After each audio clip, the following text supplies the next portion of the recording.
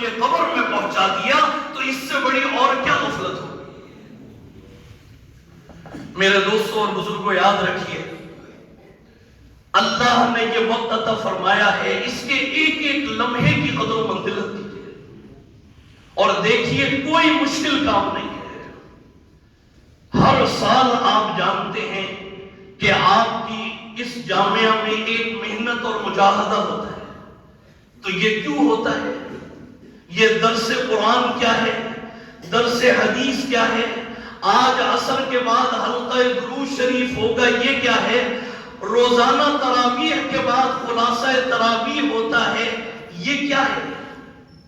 میرے دوستوں اور بزرگوں، یہ محنت، یہ مجاہدہ، یہ کوئی یہ نہیں کہ جی کوئی بہت اس کے اوپر، بس یہ صرف اور صرف یہ محنت ہے کہ رمضان کا ایک ایک لمحہ یا تو ہم درس قرآن میں ہو، جو قرآن کا نور کا چشمہ جاری ہے ہم اس سے سیراب ہو رہے ہوں، یا درس حدیث کا چشمے سے ہم سیراب ہو رہے ہوں، حلقہ درود شریف اور خلاصہ تراویح، اور اتنے بڑے بڑے علماء یہ بزرگ رمضان میں تشریف لا رہے ہیں۔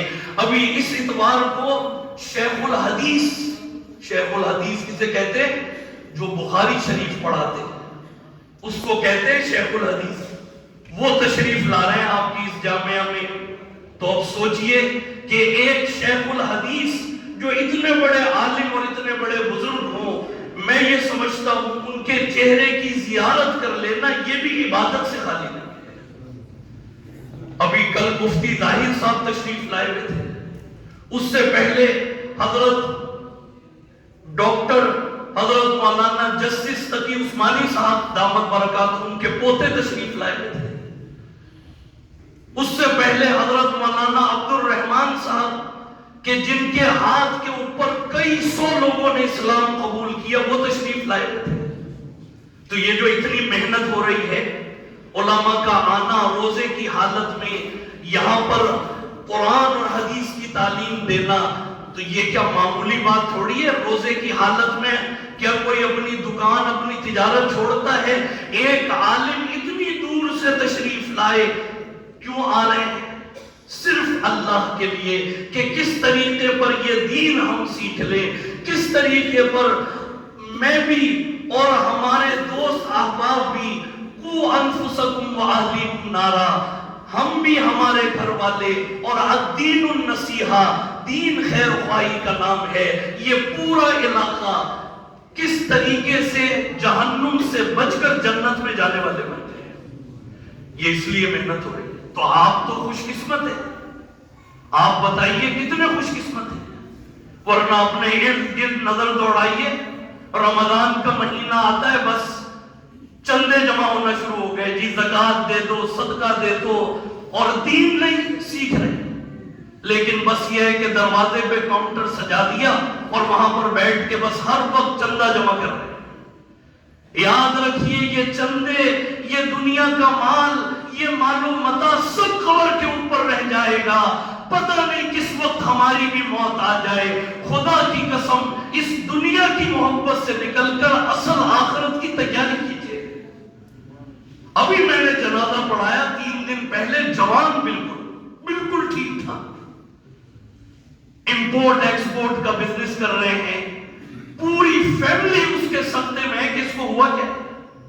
تو کیا ہوا ہے؟ وقت آ گیا، کل نفس ذائقۃ الموت، موت نے تو ہر ایک نے موت کی منزل سے گزرنا ہے۔ یہ اتنا بڑا مجمع ہے، مجھ سمیت ایک نہ ایک تو ایسا ہے جو جانے والا ہے۔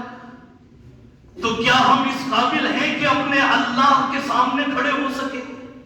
ہم تو بس دن بھی دنیا رات بھی دنیا، گھر کے اندر بھی ناچ گانا ٹی وی، اور رمضان کے اندر بھی اگر گھر میں قرآن کی تلاوت نہ جاری ہو اور تہجد کا اہتمام نہ ہو اور رمضان اسی 11 مہینوں کی طرف سے گزر جائے، خدا کی قسم کتنے مسلمان پچھلے سال یہاں موجود تھے، ان صفوں میں، ہمارے گھروں میں، ہمارے علاقوں میں، ہمارے شہروں میں، آج سب قبروں میں جا کے سو گئے۔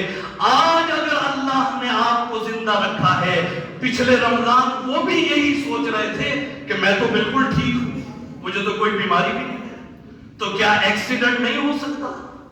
کیا زلزلے، کیا آفات، کیا بلیات کسی کو بھی پتہ نہیں ہے۔ ہماری حالت تو ایسی ہے جیسے زمین پر چونٹیاں پھر رہی ہیں۔ یاد رکھیے میرے دوستوں اور بزرگوں، اس رمضان کو اپنی آخرت کا نجات کا ذریعہ بنائیے، پتہ نہیں اگلے رمضان کوئی ہو یا نہ ہو۔ یہ اسی لیے یہ محنت اس جامعہ میں ہوتی ہے، خدا کی قسم اس کا مقصود صرف اور صرف یہ ہے کہ اے اللہ تو ہم سے راضی ہو جا، اے اللہ یہ اتنے علماء آ رہے ہیں، یہ اتنا سب کچھ ہو رہا ہے، اس کا مقصود صرف اور صرف اللہ کی رضا ہے، اللہ کی خوشنودی ہے کہ اے اللہ تو ہم سے راضی ہو جا اور ہم جنت جہنم سے بچ کر ہم سب جنت میں جانے والے بنے۔